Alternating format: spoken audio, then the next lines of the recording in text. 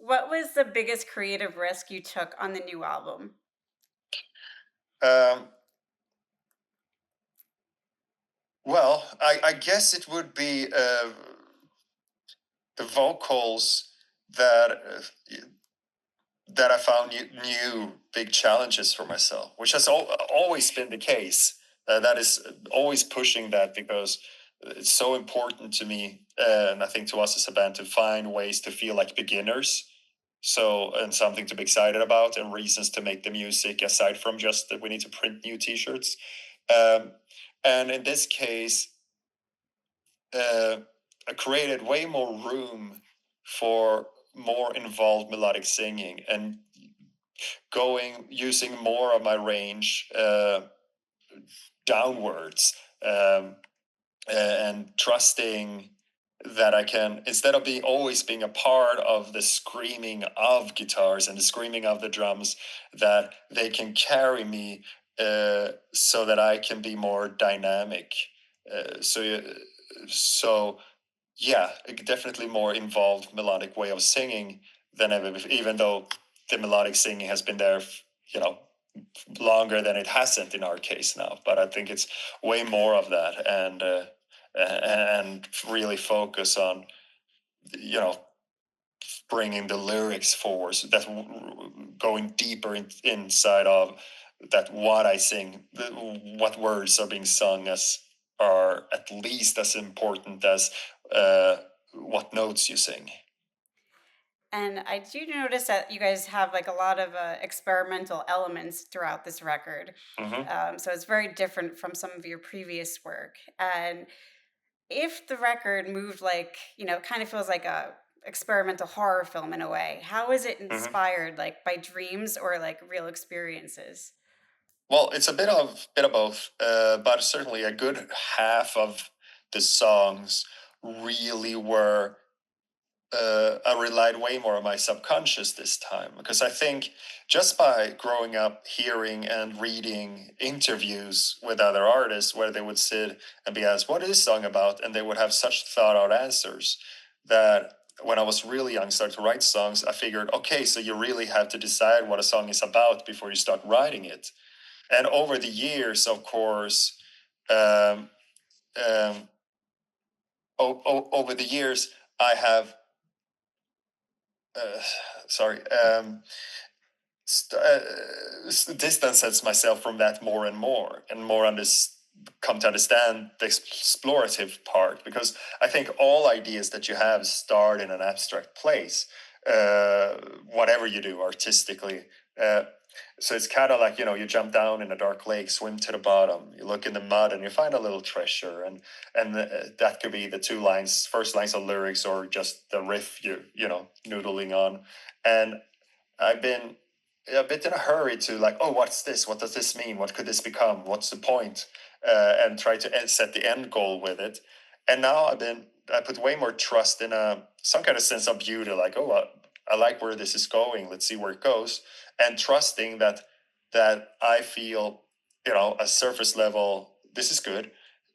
Trusting that means that it means something subconsciously. That then when the song is finished and I take a step back, that it's all there anyway.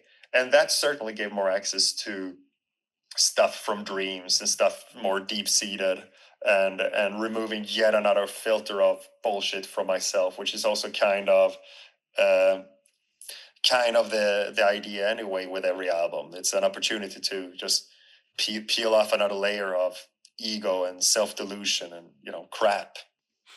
I also, this takes me to, in the press release, it stated, I believe you said that the album could only be made now. What Yeah. made this be the moment in your career for this to be the right time for this record?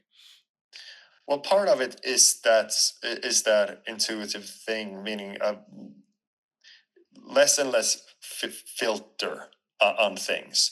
That takes some balls. Uh, that takes some balls to do, that you grow over the years.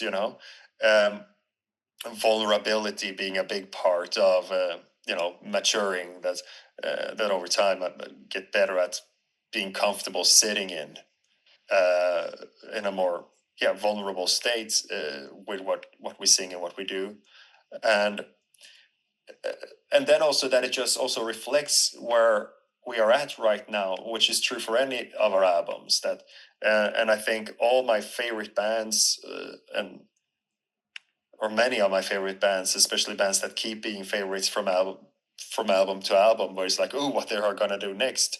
I feel like it's like that with them. That Gojira's current output, they couldn't have pulled that off in the early days. So they evolve with Devin Townsend, with his always seems a very honest reflection of where he's at any given time.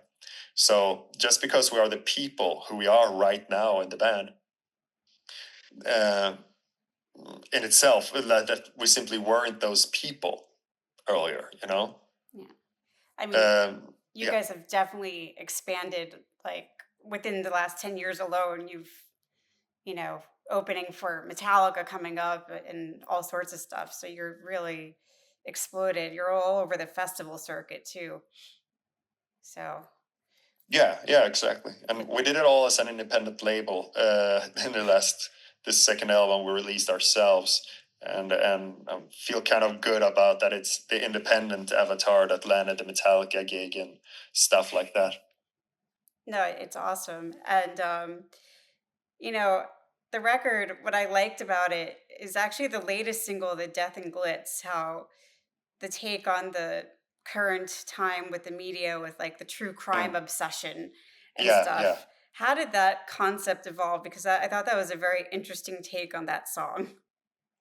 Well, the first, like, for all the songs, there is a moment there, again, the abstract beginning of ideas, I guess, that um, where it came from.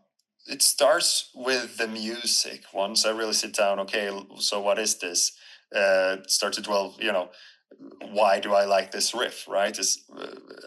And I like things because they make me feel things. So there's a certain emotion there to begin with, that then resonates with what's going on in life in general. Because I started to notice a pattern in the exploitation, in how, because true crime, it doesn't feel like information, it doesn't feel like we're learning, and it doesn't feel like healing, and it doesn't feel like it necessarily helps the victims or the survivors of the victims. So what's left? Well, then all that's left is the murder porn, right?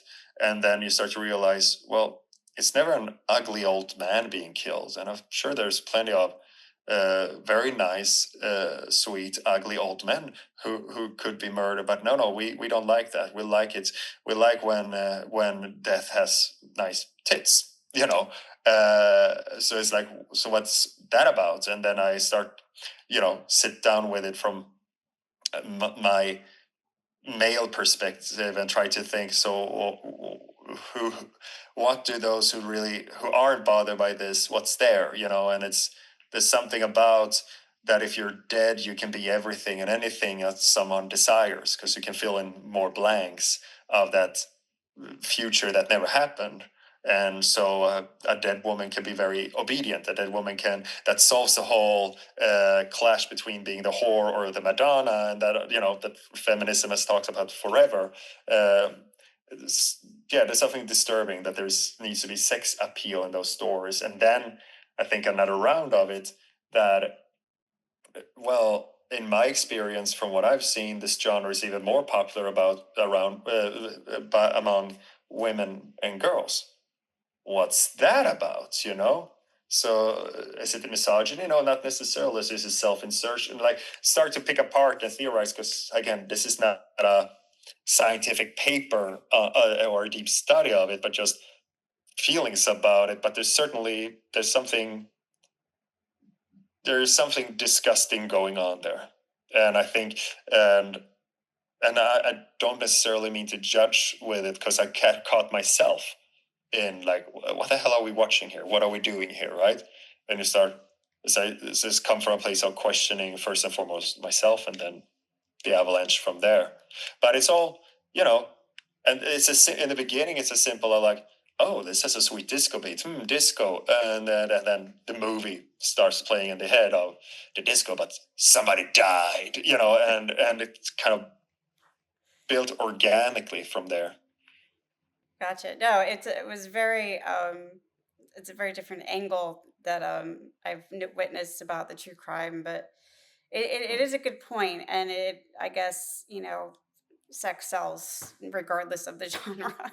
Yeah, exactly. But then when you sell dead people with sex as well, Yeah, and you zoom in on the tears of the crying parents, and again, I don't think we're helping them. I don't think yeah. no, sometimes it's a little bit overkill what certain Mm. channels do about the And stories. the massive output of it as well, that Yeah. the fact that I feel like every time I open some streaming service, it's like something new they're recommended, and it's in the top 10 of this week because everybody watched it, and murder sells.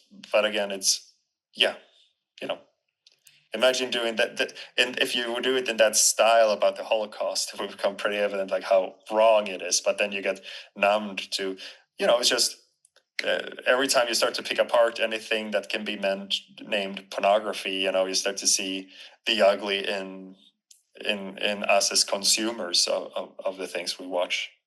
Yes, that's a very true point. It's very distorted world we live in right now. Hmm. Do you consider Don't Go in the Forest like more of a continuation of your previous work or like a full reinvention? No, I mean, no, they're all continuations. Even when they don't sound like continuations, they're continuations, and maybe more so they are reactions.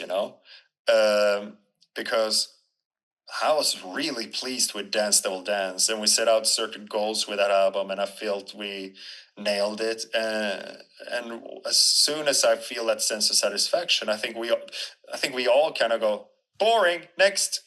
If we feel good about what we do, and then we want to move on to something else. So like that is, uh, you know, always a new beginning, and always goes back to the whole thing about wanting to feel like a beginner again, wanting to try something new, wanting to improve as a musician by, stretching just a little bit further than you feel comfortable with, and, by a little bit, a couple sizes too big shoes while writing, and then you have to work on your craft to pull it off.